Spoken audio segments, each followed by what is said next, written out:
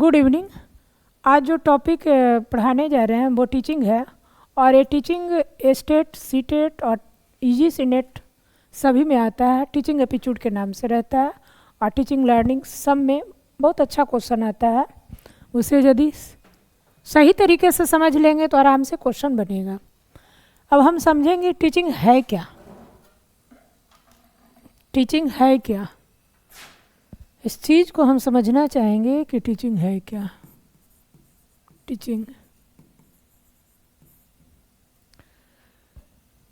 Teaching जो है सीखने सिखाने की क्या है, प्रक्रिया है।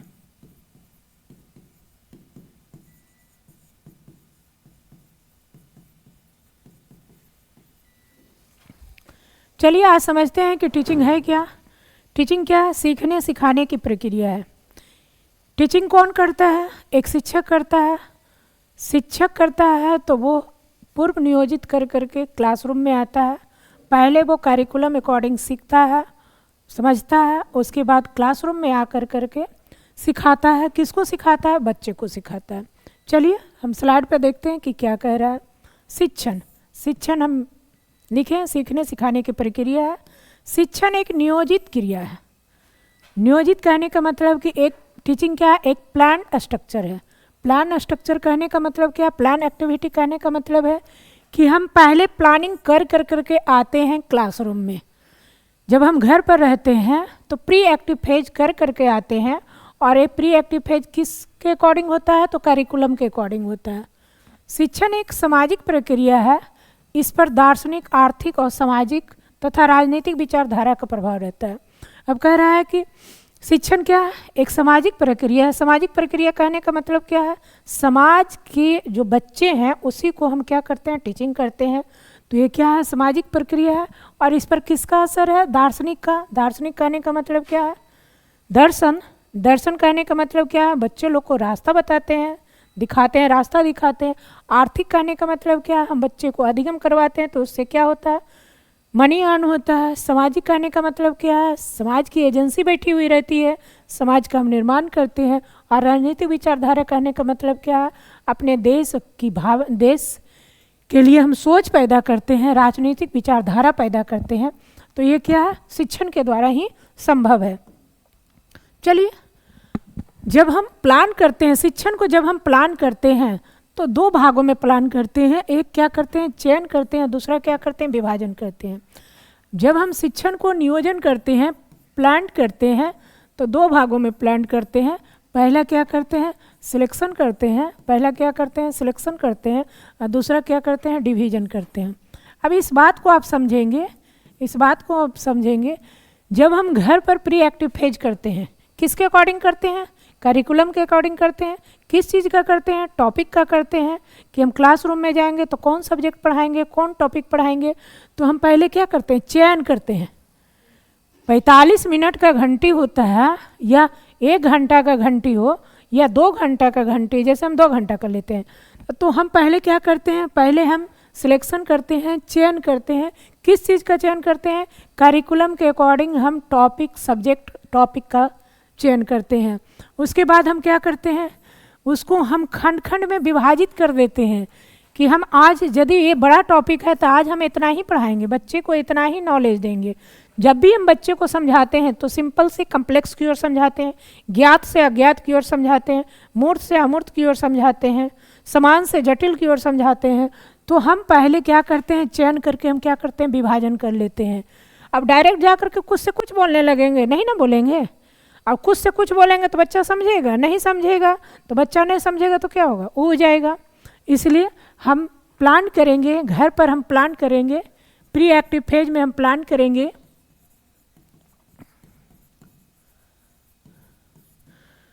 और उस प्लान में हम क्या करेंगे? पहले हम सिलेक्शन करेंगे, किस चीज़ का? सब्जेक्ट और टॉपिक का। उसके बाद हम क्या करेंगे? डिवीजन करेंगे। डिवीजन में क्या होगा? विषय वस्तु को सरल बनाती है एवं स्पष्ट करती है। हम डिवीजन क्यों करते हैं? क्योंकि विषय वस्तु को हम क्या करेंगे? सरल और स्पष्ट बनाते हैं, इसलिए हम डिवीजन करते हैं। अब समझिए, यहाँ शिक्षण के कितने तत्व होते हैं? शिक्षण के 4 तत्व होते हैं। कौन कौन से तत्व होते हैं? शिक्षक, पहला क्या है? शिक्षक यानी टीचर है, पहला क्या है टीचर है, दूसरा क्या है स्टूडेंट है, तीसरा क्या है शिक्षण अधिगम प्रक्रिया है, टीचिंग लर्निंग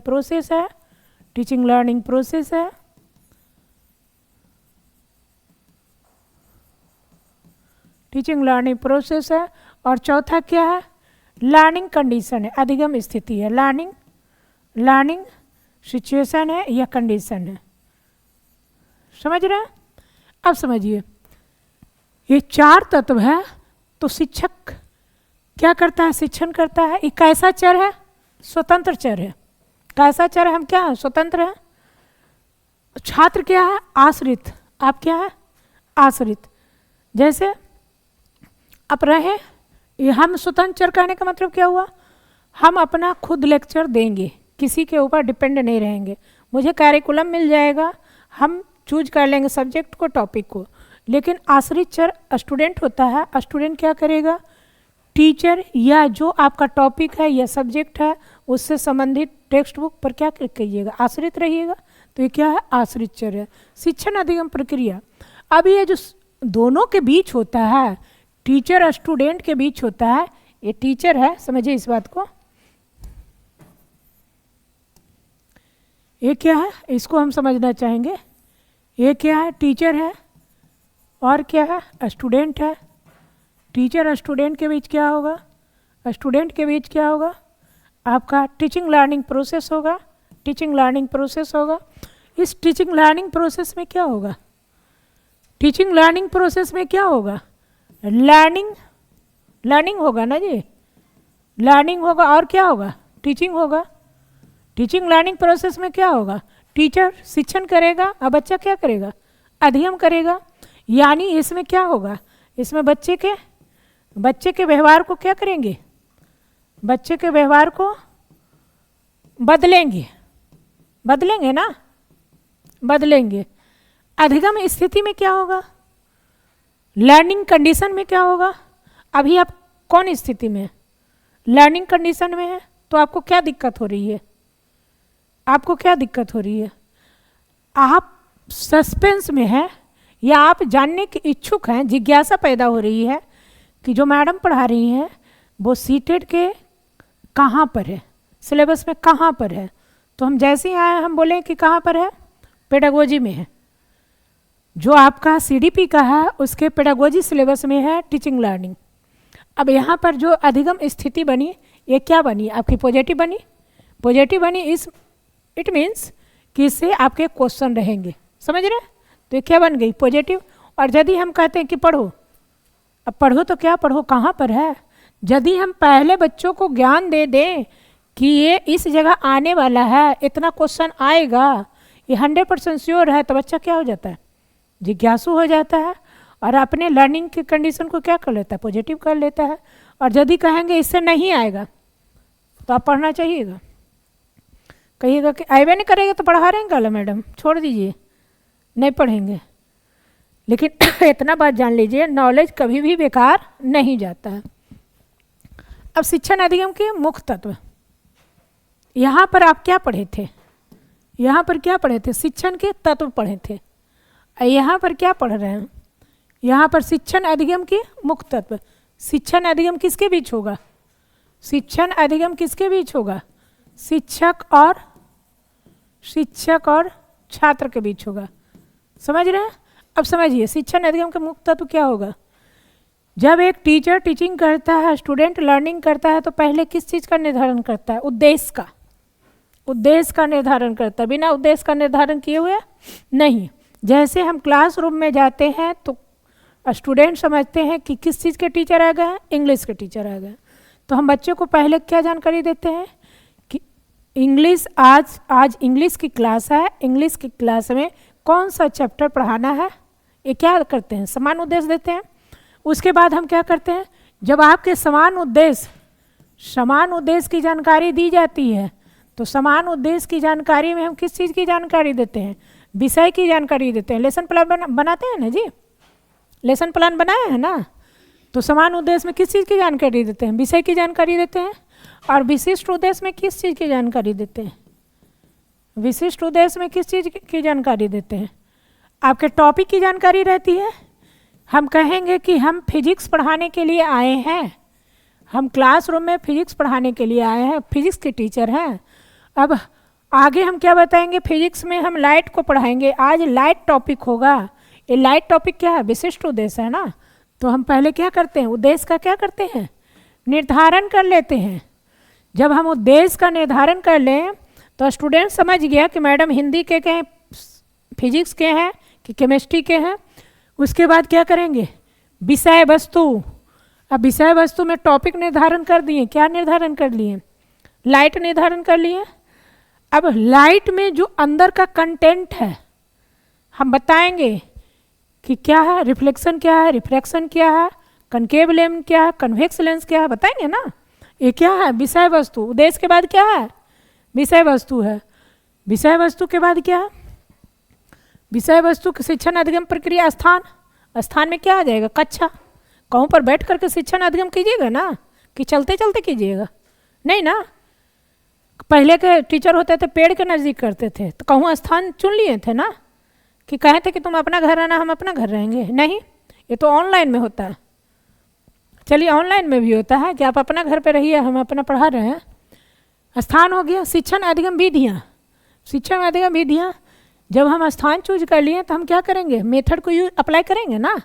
कोई भी हम टीचिंग कर रहे हैं, टीचिंग लर्निंग प्रोसेस कर रहे हैं, तो क्या मेथड अभी अप्लाई कर रहे हैं, हम मेथड डेमोन्स्ट्रेशन मेथड अप्लाई कर रहे हैं। और क्या मेथड अप्लाई कर रहे हैं, लेक्चर मेथड अप्लाई कर रहे हैं, दिखा रहे हैं, स्मार्ट बोर्ड पे दिखा रहे हैं। और क्या बता रहे हैं, उसको हम डिक्टेट करवा रहे हैं, इसको हम डिस्कशन कर रहे हैं, चर्चा इस पर कर रहे हैं।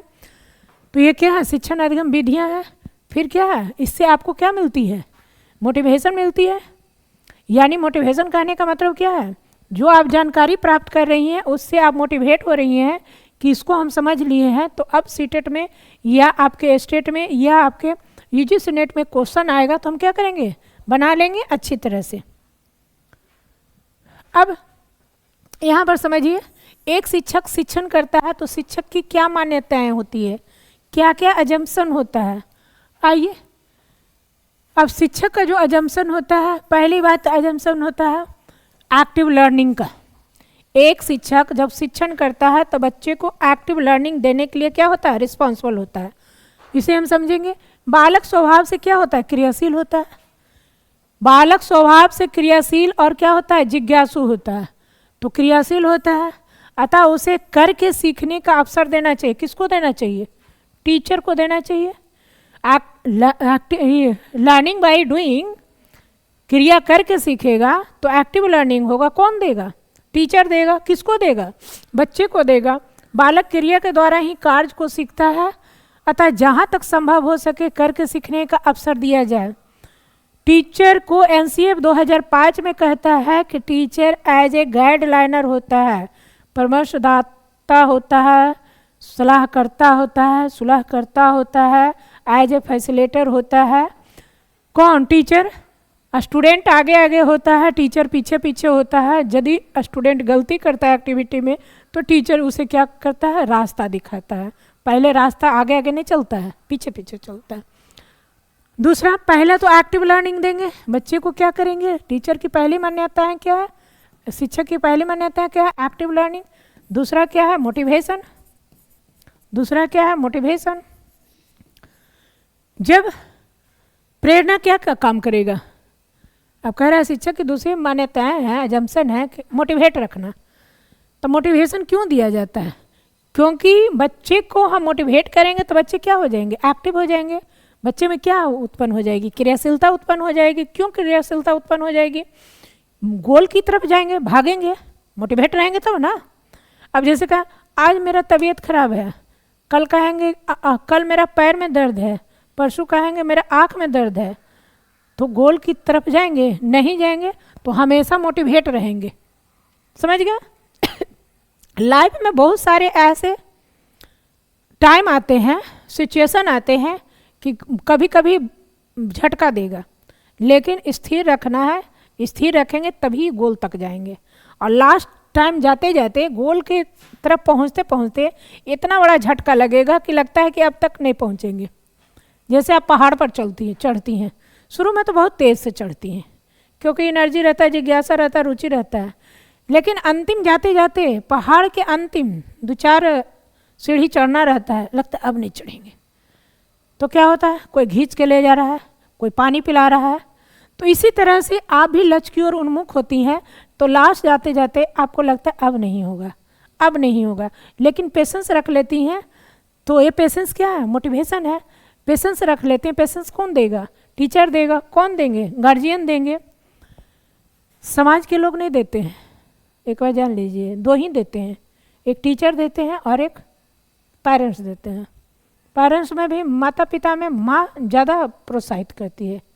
पिता तो कहेंगे कि इतना दिन तो तुम पैसे ले गया है, अब क्या होगा। आइए, अतः बालक को सीखने के लिए क्या करना चाहिए, हमेशा प्रेरित करना चाहिए। समझ रहे हैं, हमेशा प्रेरित करना चाहिए कि हर हालत में हमको क्या करना है, पढ़ना है। आइए, तीसरा पॉइंट, जीवन एक अनुभव है। लाइफ क्या है, एक अनुभव है। आज का अनुभव कुछ दर्शाएगा, कल कुछ आ जाएगा, परेशानियाँ आ जाएगा कल। आज हम अभी ना बोले आज माथा में दर्द है, चाय पी लेंगे, सोते हैं, कल काम कर लेंगे, कल भी कुछ और हो जाएगा। इसलिए आज का काम कल पर नहीं टालना है। जीवन एक क्या है, एक अनुभव है। अतः बालक को सिखाई जाने वाली बात का संबंध उसके जीवन के अनुभवों से होना चाहिए। इसलिए एनसीएफ 2005 में कहता है कि बालक बच्चों को जो उदाहरण देते हैं उसके वास्तविक जीवन से जोड़ करके देते हैं। बहुत सारे स्टूडेंट को लगता होगा कि मैडम घर का देती हैं, किसके देती हैं, किसका देते हैं, हस्बैंड का देते हैं एग्जाम्पल, किसका देते हैं, मम्मी पापा का एग्जाम्पल देते हैं, किसका एग्जाम्पल देते हैं, सासू माँ का एग्जाम्पल देते हैं। क्यों, उसके वास्तविक जीवन में जो घटना घटित होती है उससे उसको सीख मिला है। और यदि वो हम जानकारी देंगे या एग्जाम्पल देंगे तो अच्छी तरह से क्या करेंगे, कनेक्ट कर पाएंगे। कोई भी चीज़ अपने लाइफ से कनेक्ट करके बताइएगा तो जल्दी बच्चा सीखता है। अब नेक्स्ट, सफलता का आधार पूर्व नियोजन है। सफलता का आधार सफलता का आधार क्या है, पूर्व नियोजन है। पूर्व नियोजन कहने का मतलब क्या है, जब हम सफल होते हैं उसके पहले हम तैयारी किए हुए रहते हैं। समझ रहे हैं, तो सफलता का आधार क्या है, पूर्व नियोजन है। जैसे हम नया ज्ञान लेते हैं तो पूर्व ज्ञान मेरे पास रहता है, तभी नया ज्ञान का सफलता होता है। तो इसी तरह से सफलता का आधार पूर्व नियोजन है, पहले से हम तैयारी किए हुए रहते हैं। अतः शिक्षण के सफल बनाने के लिए पाठ विषय का पूर्व नियोजन करना चाहिए। अब हम शिक्षण करने आए हैं तो उसका पूर्व नियोजन कहाँ करेंगे, हम शिक्षण करने आए हैं क्लासरूम में, उसका पूर्व नियोजन कहाँ करेंगे, क्लास में पूर्व नियोजन करेंगे, घर में न करेंगे जी। करिकुलम के अकॉर्डिंग घर में न करेंगे, प्री एक्टिव फेज कहाँ होगा, घर में होगा। तो यही बात ना बोल रहा है। अतः शिक्षण के सफल बनाने के लिए पाठ विषय का पूर्व नियोजन करना चाहिए, पाठ विषय का पूर्व नियोजन करना चाहिए। आप भी आती हैं क्लासरूम में अधिगम करने के लिए, तो प्रीवियस जो रहता है टॉपिक जो पढ़ाया हुआ रहता है उसको आप रिवीजन कर करके आइए, समझ गए, तब समझने में अच्छा होगा। और टीचर भी अपना जो होता है पाठ विषय उसको सर्कुलेट करके आए तो अच्छा समझाने में होता है। नेक्स्ट आइए, ज्ञान अति विस्तृत है। नॉलेज क्या है, नॉलेज का कोई है ठौ ठिकाना नहीं, पढ़ रहे हैं क्या देखते हैं ना बीपीएससी में पढ़ा रहे हैं कितना बड़ा है, और हम जा करके कंसाइज किस पर करते हैं, एनसीईआरटी बुक पे। नॉलेज अथाह है, आप जीके जीएस पढ़ा रहे हैं, ऐसा बात नहीं है कि पढ़ाते रहिएगा तो छूटेगा नहीं, लेकिन कहूँ तो स्थिर होना चाहिए ना। तो हम कहाँ फोकस कर देते हैं, एनसीईआरटी पे। एनसीईआरटी में जितना सारा है वर्ड उस पर फोकस कीजिए, उसको डिटेल से समझाइए, बस उतना ही छोड़ दीजिए। चलिए आइए, अतः बालक की योग्यता के अनुसार उसमें से केवल उपयोगी बातों का ही चयन करना चाहिए। अब बालक की क्या योग्यता है उसी के अनुसार हम क्या करेंगे, बातों को सर्कुलेट करेंगे। जैसे जब हम टॉपिक पढ़ाते हैं 6-7 क्लास में भी वही टॉपिक रहती है, 8वां में वही देखने का टॉपिक रहेगा, 9वां 10वां में वही टॉपिक देखने को रहेगा, 11th-12th में वही टॉपिक देखने का रहेगा ना। जैसे हम भूकंप पढ़ा रहे हैं तो भूकंप पढ़ा रहे हैं तो भूकंप आपके 7वां क्लास में भी मिल जाएगा ज्योग्राफी में, और 11th-12th में भी मिल जाएगा। लेकिन क्या है, रेंज ब्रॉड है। अब हम बच्चों की जो योग्यता है हम 7वां क्लास में 12th का पढ़ा देंगे नहीं, क्योंकि जब हम पढ़ाएंगे तो समझ में नहीं आएगा। तो इसलिए कहा जाता है कि आप यदि बेसिक तैयारी करना चाह रहे हैं तो 6 क्लास एनसीईआरटी से उठाइए और 12 तक के एनसीईआरटी पढ़ जाइए। बेसिक तैयार होगा, फाउंडेशन बढ़िया तैयार होगा, कितना भी भूकंप आएगा तो ऐसे ऐसे होकर के रह जाएगा। समझ रहे हैं? भूकंप मीन्स एग्जामिनेशन हॉल में। आइए, तो कह रहा है कि अतः बालक की योग्यता के अनुसार उसमें से केवल उपयोगी बातों का ही चयन करना चाहिए। जो अभिषेक की योग्यता है उसी के अकॉर्डिंग हम क्या करेंगे, सर्कुलेट करेंगे मटेरियल को। ऐसा मटेरियल सर्कुलेट कर देंगे कि नहीं समझ में आएगा तो फिर दिक्कत है। मुख्य बातें, जो शिक्षक छात्र को सिखाने की इच्छा से प्रेरित किए बिना सिखाने का प्रयास करता है वह केवल ठंडे लोहे पर हथौड़ा बजाता है। अब कहने का अर्थ है, ये मुख्य बातें हम इसलिए दिए हैं, कहता है कि एक शिक्षक बच्चों को जब तक जिज्ञासा नहीं देता है, मोटिवेट नहीं करता है और कोई विषय वस्तु को सिखाना चाहता है तो उसी तरह से है। किस तरह से? ठंडे लोहे पे हथौड़ा मारना। हम लोहा पर हथौड़ा कब मारते हैं? जब पिघलाते हैं, गरमाते हैं, तब हथौड़ा मारते हैं तो उस पर असर पड़ता है। तो बच्चे को भी जिज्ञासा अनुभव, जिज्ञासा और मोटिवेशन देंगे तो बच्चे क्या हो जाएंगे? बच्चे क्या हो जाएंगे? पिघलेंगे। तो हम क्या करेंगे? सिखा देंगे, हथौड़ा मार देंगे तो बच्चा क्या होगा? आगे बढ़ जाएगा। क्लियर? कोई दिक्कत नहीं। तो पहले बच्चे को मोटिवेट करना चाहिए, पहले बच्चे को क्या करना चाहिए? जिज्ञासा भरना चाहिए, तब बच्चे पढ़ने के लिए प्रेरित होंगे। तब आप क्या कीजिएगा? पढ़ाना शुरू कर दीजिएगा। ओके, समझिए बात को। क्लासरूम को इंटरेस्टेड बनाना है, क्लासरूम को बोदरिंग नहीं बनाना है। ये नहीं कि हम बोदर कर दिए कि हमसे पढ़ना ही पढ़ना है। बच्चे कह दिए नहीं पढ़ना है तो ठीक है, नहीं पढ़ना है, हम दूसरे रूप में उसे मोटिवेट करेंगे। क्लास तो लेंगे ही लेंगे, लेकिन हम उसे मतलब बर्डन दे करके क्लास नहीं लेंगे। शिक्षण की आधारभूत आवश्यकताएं। अभी तक हमने देखा शिक्षण क्या है, शिक्षण के क्या तत्व हैं, शिक्षण के क्या तत्व हैं, ये सब हम देखें। अब देखेंगे शिक्षण की आधारभूत आवश्यकताएं। क्या क्या आवश्यकताएं हैं? आइए। शिक्षण एक सामूहिक प्रक्रिया है। सामूहिक प्रक्रिया कहने का मतलब क्या है? क्लासरूम में जिसमें विद्यार्थी और शिक्षक दोनों अपने अपने उद्देश्यों को प्राप्त करते हैं, प्राप्त करने के लिए प्रयत्न करते हैं। हम अपना उद्देश्य क्या है? मेरा बच्चे को अच्छी तरह से अधिगम करवाना है। आपका उद्देश्य क्या है? अच्छी तरह से अधिगम करना है। समझ रहे? हम अच्छा शिक्षण देंगे तब आप अच्छा अधिगम कीजिएगा। शिक्षण की आधारभूत आवश्यकता केंद्र बिंदु क्या है? अधिगम है। केंद्र बिंदु क्या है? अधिगम है शिक्षण का। शिक्षण प्रक्रिया जब तक अपूर्ण रहेगी जब तक अधिगम नहीं होगा। कह रहा है कि जब तक हम टीचिंग प्रोसेस अपूर्ण रखेंगे, यानी हम टीचिंग अच्छा से नहीं करेंगे, नहीं करवाएंगे, तो क्या होगा? अधिगम अपूर्ण रहेगा। हम यदि कोई उदाहरण देकर नहीं समझाएंगे और हम यूं ही कहेंगे चलो लिखो, आए हैं चलो लिखो, इससे एक क्वेश्चन रहता है लिख लो कॉपी में, आप कॉपी में लिख ली, आपका कॉपी तो भर गया। लेकिन जब आपके पास क्वेश्चन आएंगे तो क्वेश्चन बनेगा? नहीं बनेगा। कॉपी भरना रटना क्या अधिगम है? नहीं। जब हम कॉपी भरते हैं, रटते हैं, तो आपके व्यवहार में परिवर्तन नहीं होता है। ये नॉलेज आपको मेमोरी में रह जाता है, लेकिन जो आपको प्रॉब्लम सॉल्विंग प्रक्रिया होती है, जो दिमाग में चलता है, व्यवहार जो परिवर्तन होता है, वो नहीं आ पाता है, रटा हुआ है। जैसे हम बोले कि आप पढ़िए 10 तक गिनती गिनिए, 1 2 3 4 5 6 7 8 9 10 कर दिए। अब हम बोलेंगे कि 7 आगे है कि 8 आगे है। अब बच्चा बीच में स्थिर हो गया, कुछ बता ही नहीं रहा है, क्योंकि रट्टू तो होता है। यदि समझा हुआ रहेगा तो बच्चा समझ लेगा ना कि 7 आगे है कि 8 आगे है। तो ये क्या हुआ? अधिगम हुआ। शिक्षण प्रक्रिया जब तक अपूर्ण रहेगी, जब तक अधिगम नहीं होगा। इस तथ्य को रायबर्न ने रेखांकित किया। उन्होंने शिक्षण त्रिध्रुवीय प्रक्रिया, जॉन डीवी भी क्या बताया? जॉन डीवी भी त्रिध्रुवीय बताया। जॉन डीवी और रायबर्न भी। अब इसको समझिए, त्रिध्रुवीय कहने का मतलब क्या है? त्रिध्रुवीय कहने का मतलब शिक्षक होना चाहिए और क्या होना चाहिए? विद्यार्थी होना चाहिए, एक क्या है, पहला है, एक क्या है, दूसरा है, और तीसरा क्या है, पाठ्यक्रम है। ये क्या है, त्रिध्रुवीय है। शिक्षक विद्यार्थी से कब जुड़ता है, पाठ्यक्रम के थ्रू जुड़ता है।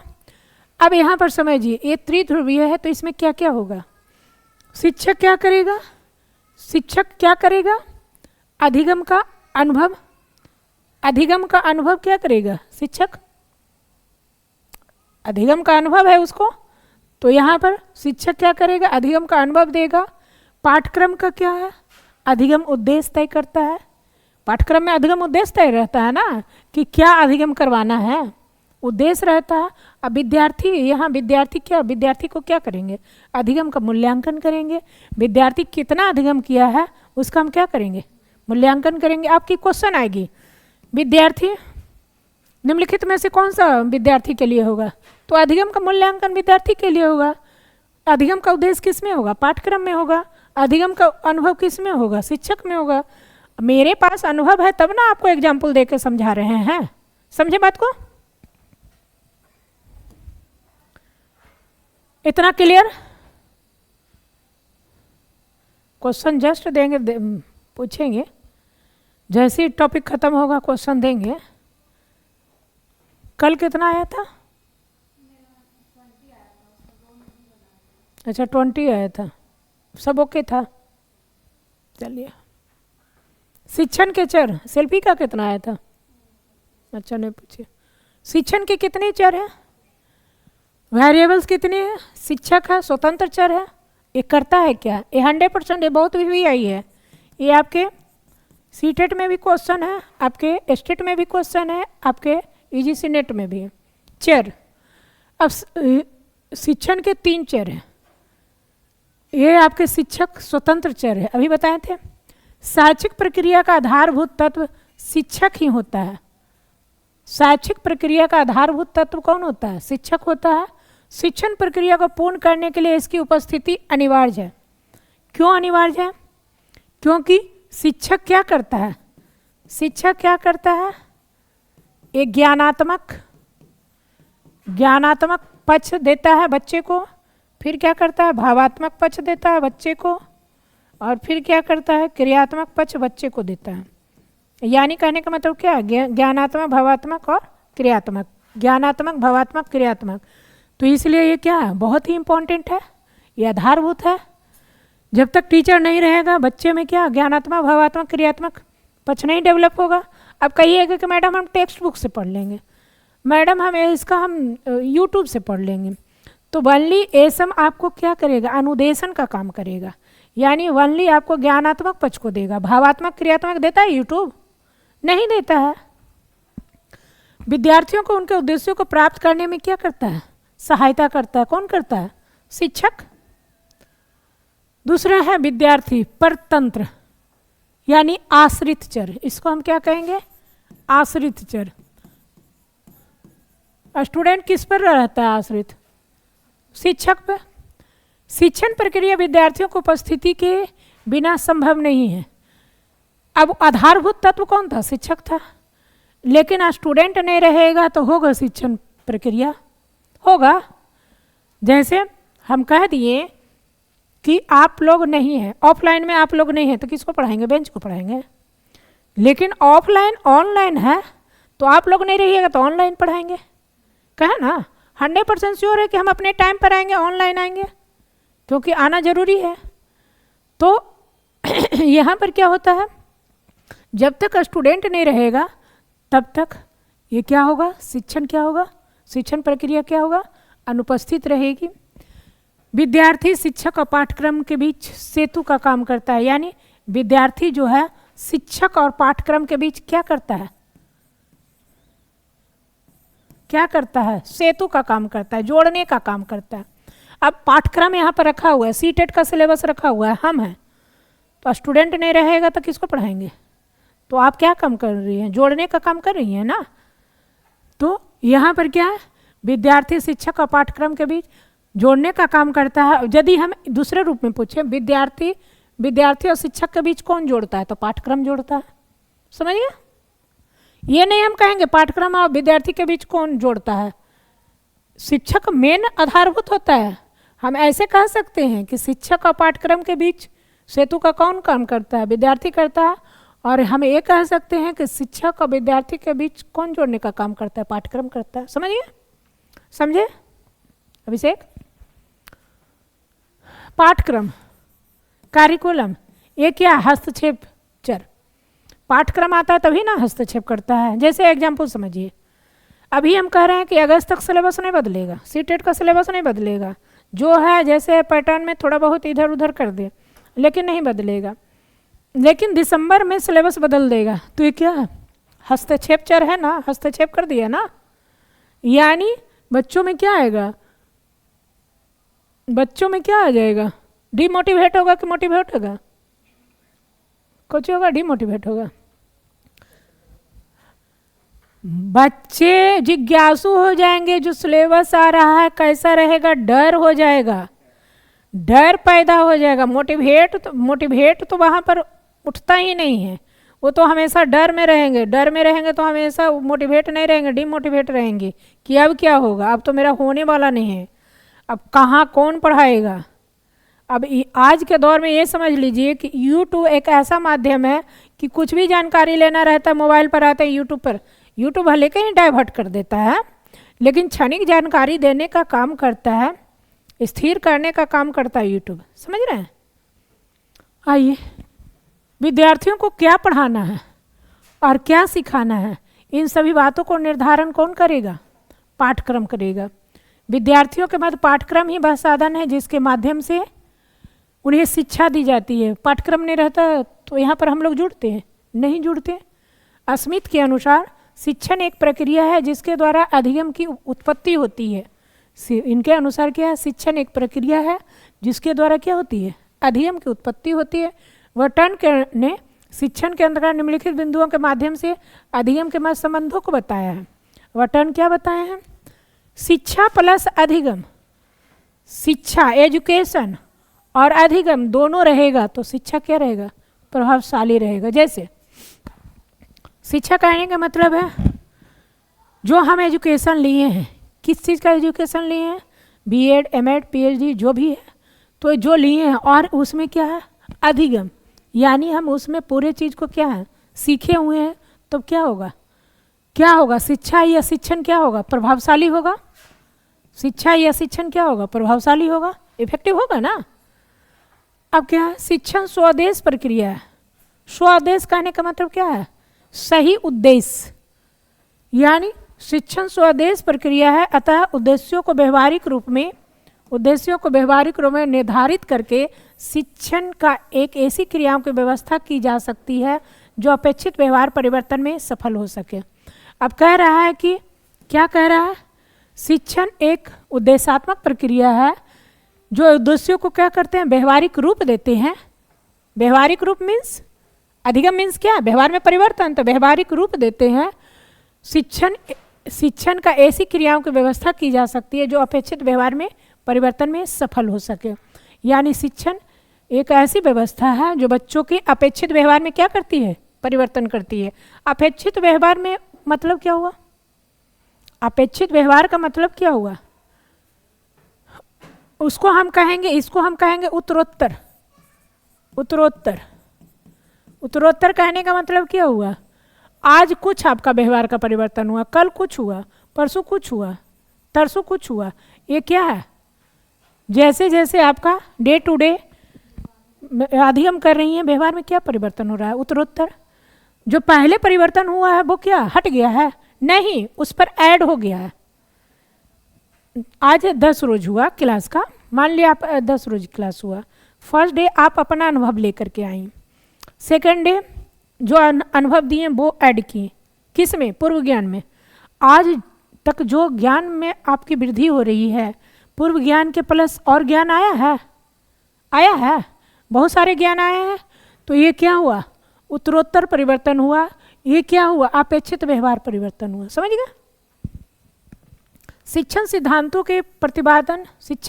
का प्रतिपादन अधिगम सिद्धांतों की सहायता से किया जाता है। सही बात है, अधिगम का जो सिद्धांत होता है वही शिक्षण का सिद्धांत होता है। तो शिक्षण के सिद्धांत का प्रतिपादन अधिगम सिद्धांत की सहायता से की जाती है। शिक्षण में मनोवैज्ञानिक तत्वों एवं शक्तियों का प्रयोग होता है। अब इसका कहने का अर्थ क्या हुआ?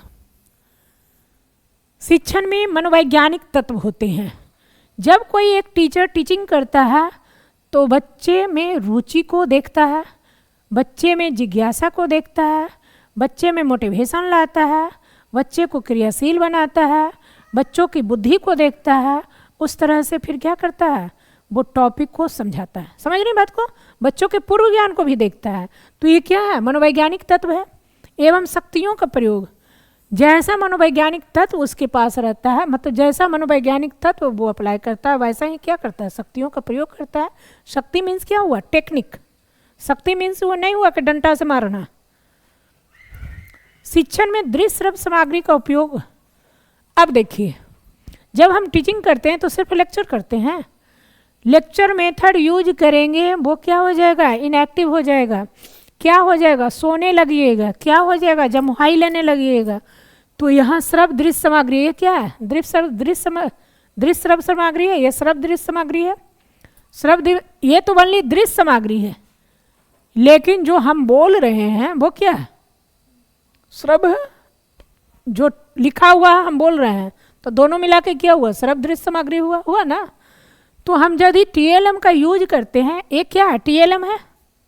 दृश्य श्रव्य सामग्री क्या है? TLM है। तो TLM का उद्देश्य मतलब TLM का जो उपयोग करते हैं वो क्या करता है? शिक्षण के उद्देश्यों को प्राप्ति के लिए लाभदायक होता है। अब गेज क्या कहें? शिक्षण मनोवैज्ञानिक शक्तियों का केंद्र बिंदु कहा है। गेज के अनुसार शिक्षण का संबंध निम्न शक्तियों से है। गेज का जो संबंध है वो निम्न शक्ति से कौन कौन है? पहला है व्यवहार में परिवर्तन लाने वाली शक्ति। जो आपके व्यवहार में परिवर्तन लाती है वो शक्ति है। शिक्षण के द्वारा ही व्यवहार में परिवर्तन लाया जाता है। किसके व्यवहार में परिवर्तन लाया जाता है? जो अधिगम कर रहा है। टीचर तो ऑलरेडी पहले अधिगम किए हुए रहता है। शक्तियों के रूप में अधिगम परिस्थितियाँ, जो बच्चों में शक्तियाँ आती है वो कौन रिस्पॉन्सिबल होती है? अधिगम रिस्पॉन्सिबल होती है। ज्ञानात्मक शक्तियाँ, बच्चों यदि टीचर शिक्षण देते हैं, शिक्षक शिक्षण देता है तो बच्चों में क्या आती है? ज्ञानात्मक शक्तियाँ आती है। ज्ञानात्मक करने का मतलब क्या है? सूचना का संग्रहण। हम इतना टीचिंग कर रहे हैं, आप क्या कर रही हैं? नॉलेज को क्या कर रही हैं? एक्वायर कर रही हैं। और ये नॉलेज एक्वायर करके क्या करेंगी? धीरे धीरे आपके अनुभव में परिणत होगा। अनुभव में परिणत होगा ना। अब जाइएगा लेसन प्लान करने के लिए, तो यही क्या काम करेगा? आपका स्किल में रूप में, कौशल के रूप में काम करेगा।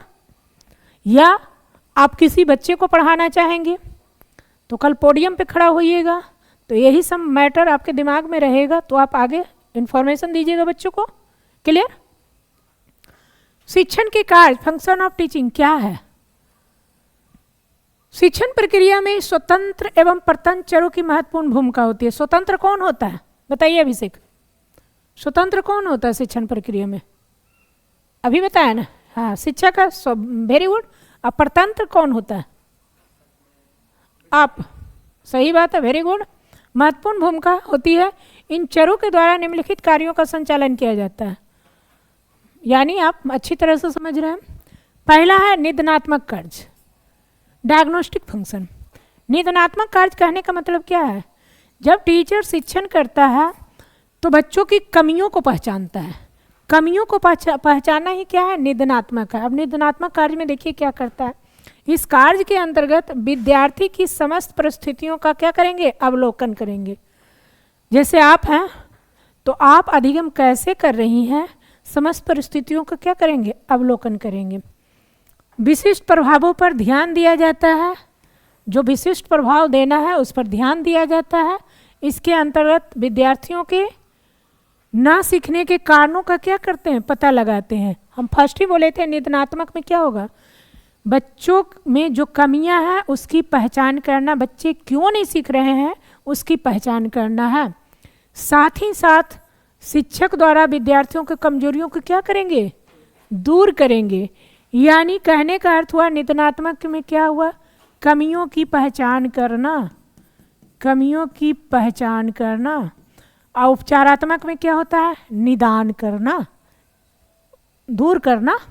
अब आइए शिक्षक निम्नलिखित कार्य करता है या निर्णय लेता है इसके लिए, किसके लिए? निदानात्मक कार्य के लिए। पहला, विद्यार्थी के पूर्व व्यवहार का निर्धारण करना।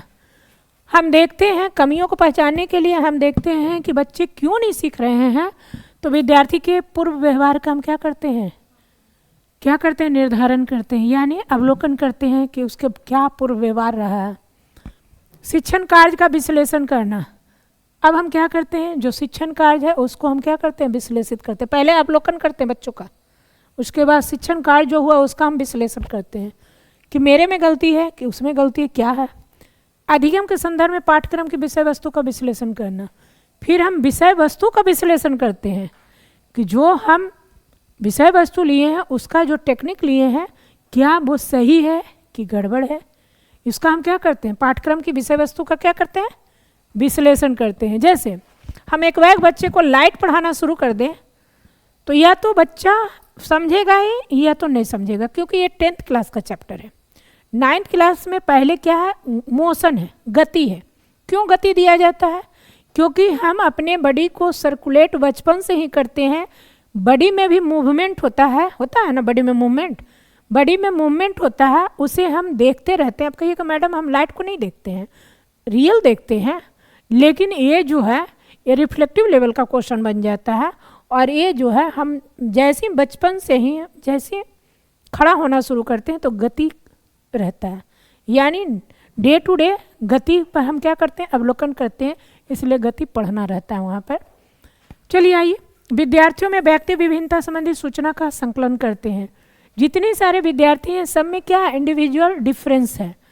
आप में कुछ सोचने समझने की शक्ति है, इनमें कुछ है, इनकी बुद्धि कुछ है, प्रेजेंस ऑफ माइंड ज़्यादा है, किसी में प्रेजेंस ऑफ माइंड कम है। तो ये क्या करेंगे, व्यक्ति विभिन्नता संबंधी सूचना का क्या करेंगे, संकलन करेंगे। ये किस रिकॉर्ड के द्वारा होता है, एनेक्डोटल रिकॉर्ड के द्वारा होता है। शिक्षण संबंधी समस्या का क्या करेंगे, विश्लेषण करेंगे। अब जितनी सारी समस्या है उसका क्या करेंगे, विश्लेषण करेंगे। तब हम क्या करेंगे, कमियों को हम पहचान जाएंगे। उपचारात्मक कार्य, विश्लेषण को कहते हैं एनालिसिस। एनालिसिस कहने का मतलब है कि छोटे छोटे बातों में तोड़ना। अब हम बोलेंगे कि अलका, आप बोली शिल्पी नहीं आई, क्यों नहीं आई, क्या कर रही थी, कब आएगी, कोची आएगी। अब यहाँ संकलन मीन्स होता है कलेक्शन, समझे, संकलन करना, संगठित करना, कलेक्शन करना, समझे।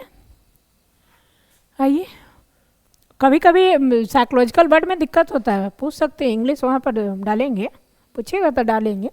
उपचारात्मक कार्य में क्या है, अभी हम बोले थे कमियों को पहचान कर क्या करेंगे, निदान करेंगे। अब आइए, इसके अंतर्गत विद्यार्थियों की कठिनाइयों का सामूहिक रूप से निवारण किया जाता है। अब कह रहा है इसके उपचारात्मक कार्य के अंतर्गत क्या होगा, विद्यार्थियों की कठिनाइयों को सामूहिक रूप से क्या करेंगे, निवारण करेंगे। यानी इसमें क्या होता है, बच्चों का कमियों को पहचान कर क्या करेंगे, निदान करना। यानी किसका निदान करना, कमियों का निदान करना, कमियों के को निदान करना। आइए, शिक्षक और विद्यार्थी परस्पर निर्णय करके उचित शिक्षण युक्तियों का प्रयोग करते हैं। अब शिक्षक और विद्यार्थी के बीच परस्पर निर्णय हो जाता है कि बच्चा इस चीज़ में नहीं समझता है, इस तरह से नहीं समझता है, तो कौन सी टेक्निक हम अप्लाई करें, कौन सी मेथड हम अप्लाई करें, कौन सा हम उसका जो इनोवेशन है कर के बच्चों के पास लाएं, क्रिएटिव चीज़ लाएं, बच्चे समझें। शिक्षण युक्तियों को क्या करेगा, कौन प्रयोग करेगा, टीचर प्रयोग करेगा। इसके अंतर्गत शिक्षक 2 बातों पर विशेष रूप ध्यान देते हैं। पहला, शिक्षण कौशल के व्यवहार में लाना। टीचिंग स्किल है क्या, शिक्षण कौशल को व्यवहार में लाना। जो हम प्रेजेंटेशन दे रहे हैं, जो हम टेक्निक अप्लाई कर रहे हैं, जो हम एग्जाम्पल दे रहे हैं, वो किस तरह से दे रहे हैं, कब दे रहे हैं, कितना देना है, वो एक टीचर समझता है, उसी को क्या करता है, अपने व्यवहार में लाता है। फर्स्ट प्रेजेंटेशन जो टीचर का होता है, यदि बच्चे समझ लेते हैं, उनके लैंग्वेज समझ लेते हैं, उनके बॉडी लैंग्वेज समझ लेते हैं। बॉडी लैंग्वेज मीन्स नहीं कि बढ़िया बढ़िया साड़ी पहन के आई, बढ़िया बढ़िया ड्रेसअप रहा। बॉडी लैंग्वेज कहने का मतलब उनकी टोन, रिदम, जो उनकी उच्चारण है, प्रोनाउंसिएशन है, अप एंड डाउन, जो रेजोनेंस है साउंड का, वो वेरिएबल है। स्टूडेंट समझ रहे हैं कि नहीं समझ रहे हैं, बहुत सारे के टोन नहीं समझ पाते हैं, नहीं ना समझ पाते हैं। तो इस तरह से बच्चे मतलब शिक्षा टीचिंग स्किल को टीचर व्यवहार में लाते हैं और बच्चे इसे अच्छी तरह से समझे। नेक्स्ट क्या है, पृष्ठ पोषण प्रतिनिधियों की समुचित व्यवस्था करना। फीडबैक, फीडबैक मस्ट है। हम जब बताए थे स्टेजेज बताए थे, pre active phase, interactive phase, post active phase. तो पोस्ट एक्टिव फेज में क्या बताए थे, फीडबैक लेना। जब तक फीडबैक नहीं लेंगे तो बच्चे के बारे में क्या पता लगेगा कि बच्चा क्या सीख रहा है नहीं सीख रहे हैं। तो पृष्ठपोषण जरूरी है। अब मूल्यांकन कार्य, तीसरा क्या है, मूल्यांकन कार्य। पहला क्या था, निदानात्मक कार्य, दूसरा क्या था, उपचारात्मक कार्य, तीसरा क्या है, मूल्यांकन कार्य। हमने निदानात्मक कार्य में क्या देखा, बच्चों की कमियों के बारे में पहचान की। उपचारात्मक में क्या देखा, कमियों को पहचान करके निदान करने का काम किया। अब मूल्यांकन कार्य में क्या देखेंगे, मूल्यांकन के अभाव में शिक्षण कार्य अपने उद्देश्य में सफल नहीं हो पाता है। हम दो काम कर लिए, मूल्यांकन नहीं किए। मूल्यांकन करने के लिए क्या करते हैं, हम देते हैं ना क्वेश्चन। क्वेश्चन इसलिए देते हैं कि चैप्टर हम जो पढ़ाएं बच्चे कितना नंबर ला रहे हैं। यदि आप 90 नंबर लाते हैं, 90% नंबर लाते हैं, 100 में 90 नंबर लाते हैं, तो हम समझते हैं कि बच्चा बहुत अच्छा काम कर रहे हैं, बहुत अच्छा कर रहे हैं, बहुत चीज़ को समझ रहे हैं बच्चा। अतः यह शिक्षण का आधार घटक है।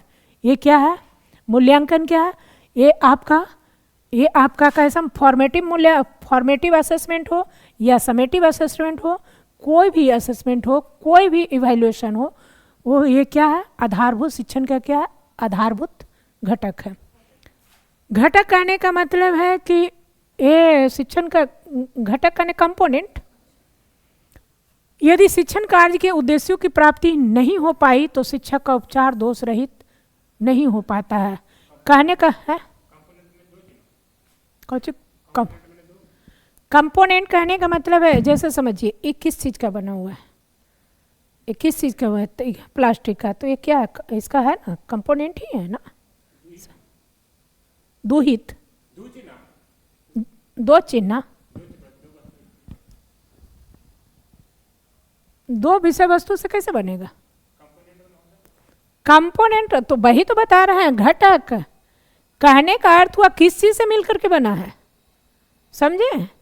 जैसे हम पढ़ते हैं वायुमंडल के कितने घटक हैं, कंपोनेंट्स ऑफ एनवायरनमेंट, तो कल पढ़े थे ना कंपोनेंट ऑफ एनवायरनमेंट, बायोटिक और एबायोटिक, जो प्राकृतिक का है, समझ रहे हैं। यदि हम ऐसे पढ़ते हैं तो क्या पढ़ते हैं, नेचुरल पढ़ते हैं, मैन मेड पढ़ते हैं और मैन पढ़ते हैं। तो ये सब हम जो पढ़ रहे हैं क्या है, कंपोनेंट है। तो किस चीज़ से बना है, समझ रहे हैं बात को। अब यहाँ पर है कह रहा है कि अतः यह शिक्षण का आधार घटक है, आधारभूत तत्व है। अब समझ गया, यदि शिक्षण कार्य के उद्देश्यों की प्राप्ति नहीं हो पाई तो शिक्षक का उपचार क्या होगा, दोष रहित हो जाएगा। यदि हम बच्चों के उद्देश्य को हम नहीं प्राप्त करवा पाएंगे तो शिक्षण कार्य क्या हो जाएगा, एक शिक्षक का क्या हो जाएगा, उपचार सही ढंग से नहीं होगा। मान लिया कि हमने पढ़ाया, बहुत अच्छा पढ़ाया, चैप्टर को इतना अच्छा पढ़ाया कि बच्चे रट गए, लेकिन सीटेट नहीं कंप्लीट करेंगे तो क्या हुआ, खत्म हो गया ना।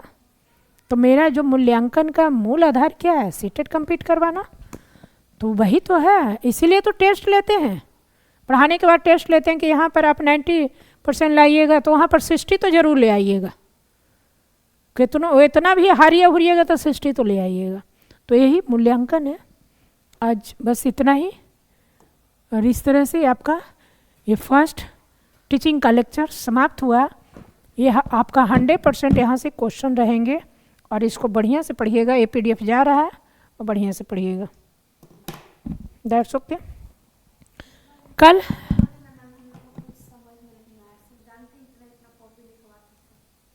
यही तो बात है, लिखवाने का बात नहीं है। शिक्षण है क्या, शिक्षण कैसे होता है।